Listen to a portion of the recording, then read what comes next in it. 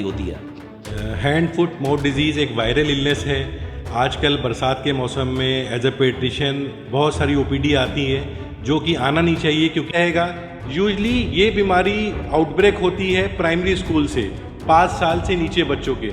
ज़्यादातर 99.9% ये 4 से 5 दिन में बुखार उतरने के बाद भी सुस्त पड़ा हुआ है। बुखार उतरने के बाद सुस्त पड़ने का मतलब होता है कि ये वायरल इन्फेक्शन होने की संभावनाएं कम। दिल्ली समेत उत्तर भारत में बच्चों के लिए एक नई बीमारी आफत बन के आ रही है, हैंड फुट माउथ सिंड्रोम। और अब वो प्रयागराज में भी धीरे धीरे अपना पांव जो है वो पसारने लगी है।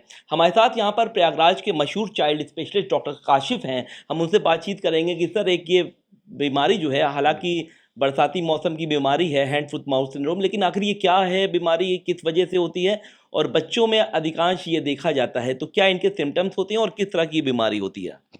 हैंड फुट माउथ डिजीज़ एक वायरल इलनेस है। आजकल बरसात के मौसम में एज अ पेडिट्रिशियन बहुत सारी ओपीडी आती है जो कि आना नहीं चाहिए, क्योंकि एक वायरल बीमारी है। और वायरल बीमारी में अमूमन बच्चे के डॉक्टर को या किसी को दिखाने की ज़रूरत नहीं है। क्यों? क्योंकि ये सेल्फ लिमिटिंग होती है, अपने से ठीक होने वाली बीमारी है। जागरूकता फैलाने से ये होता है, जैसे आप लोग जागरूकता फैला रहे हैं, ऐसे बच्चे अस्पताल जाते हैं और फिर ये बीमारी दूसरी बीमारी की में तब्दील हो जाती है। इसलिए इसके सिम्टम को समझें। बच्चे को हल्का बुखार आएगा, ओरल अल्सर होगा, मतलब माउथ के अंदर अल्सर, पोस्टीरियर पीछे साइड कुछ अल्सर होंगे, पाम में और सोल में रैशेज हो जाएंगे, बच्चा बहुत फंसी रहेगा। यूजली ये बीमारी आउटब्रेक होती है प्राइमरी स्कूल से 5 साल से नीचे बच्चों के। ज़्यादातर 99.9% ये 4 से 5 दिन में ये बीमारी बिल्कुल ठीक हो जाती है। इसमें बच्चे के डॉक्टर के पास जाने की ज़रूरत नहीं है। प्लेन पैरासीटामॉल बच्चे को अगर दिया जाए, इससे बच्चे का फीवर भी उतरेगा और जो बच्चा इरिटेबल है, जो अल्सर की वजह से उसको पेन है, उसमें भी कमी आएगी। सिम्टम, अगर बच्चा बहुत डल है, कुछ खा पी नहीं रहा है, तो ज़रूर पेडिट्रिशियन के पास जाएं, क्योंकि हो सकता है फिर ये बीमारी नहीं हो और बच्चे को दिमागी कोई बुखार हुआ हो, जिसके वजह से इलाज करना बहुत ज़रूरी है। अगर आपको ये समझ में नहीं आ रहा है कि बच्चे को दिक्कत क्या है, तो ज़रूर जाएं, मगर हो सके तो हॉस्पिटल जाने से बचें और प्लेन पैरासीटामॉल 3 से 4 दिन तक लें और बच्चा उससे रिलीफ हो जाएगा। अच्छी क्वांटिटी में हाइड्रेशन दें, बच्चे को ये ध्यान दें कि स्मूथी जैसी जो कोल्ड चीज़ दें, क्योंकि वो बच्चे के अल्सर में बच्चा उसको ले पाएगा। अगर आप हार्ड चीज़ देंगे तो अल्सर और ज़्यादा बढ़ जाएगा।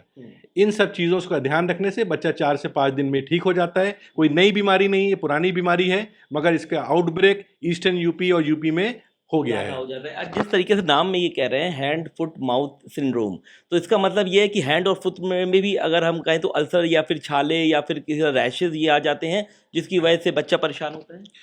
इसका नाम में ही इसका सारा कुछ कैरेक्टरिस्टिक है। हैंड मतलब हाथ में स्वेलिंग आ जाती है, रैशेज हो जाते हैं या दाने हो जाते हैं।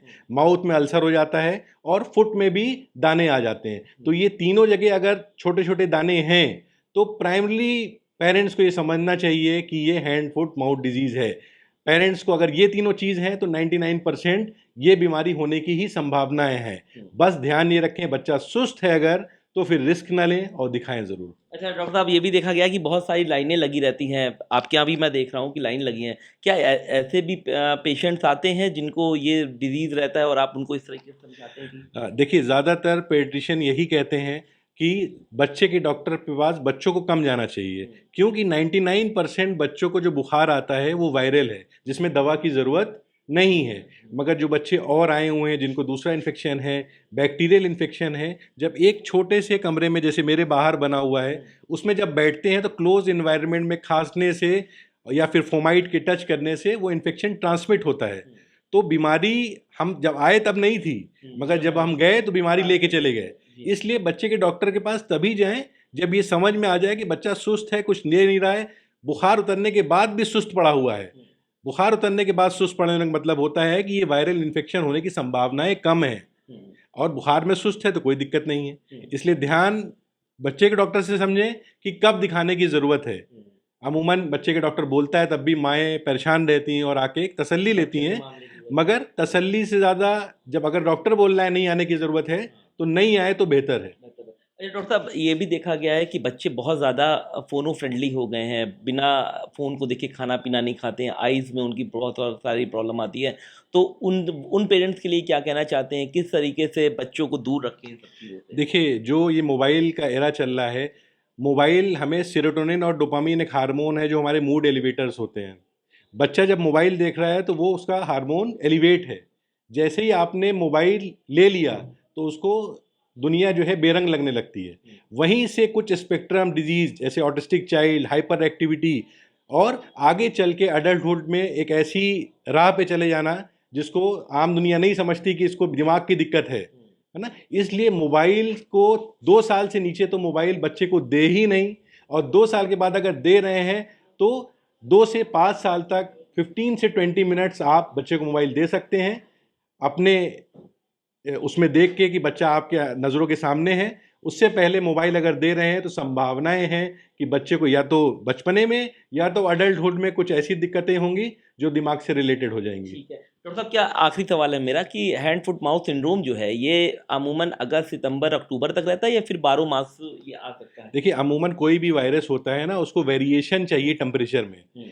जैसे कि बारिश का मौसम हुआ, एकदम से जो गर्मी थी टेम्परेचर डाउन हुआ और ह्यूमिडिटी फैल गई, तो जो भी वायरस, हमारे थ्रोट में भी वायरस हैं मगर वो ग्रो नहीं कर पा रहे हैं, मगर जब टेम्परेचर उनको सूटेबल मिलता है तो वो ग्रो कर जाते हैं। इसलिए जो ये सीज़न है बारिश के से पहले और करीब सितंबर अक्टूबर तक, तभी ये वायरस ग्रो करते हैं और मोस्ट ऑफ द टाइम इसी टाइम पे बच्चे बीमार पड़ते हैं और वायरल इलनेस बहुत ज़्यादा आउटब्रेक होता है। जी, बहुत बहुत शुक्रिया डॉक्टर साहब। हमारे साथ डॉक्टर काशिफ थे, जो मशहूर चाइल्ड स्पेशलिस्ट थे, जो कह रहे थे कि आपको घबराने की ज़रूरत नहीं है, ये एक नॉर्मल बीमारी है। हालांकि अगर इनकी संख्या की बात करें तो लगातार इनकी संख्या में इजाफा देखने को मिल रहा है। साथ ही साथ अगर जो पेरेंट्स अपने बच्चों को मोबाइल फ्रेंडलियर ज़्यादा बना रहे हैं तो वो सतर्क हो जाएँ, सावधान हो जाएँ, क्योंकि वो आगे की ज़िंदगी के लिए, आपके लिए घातक साबित हो सकते हैं।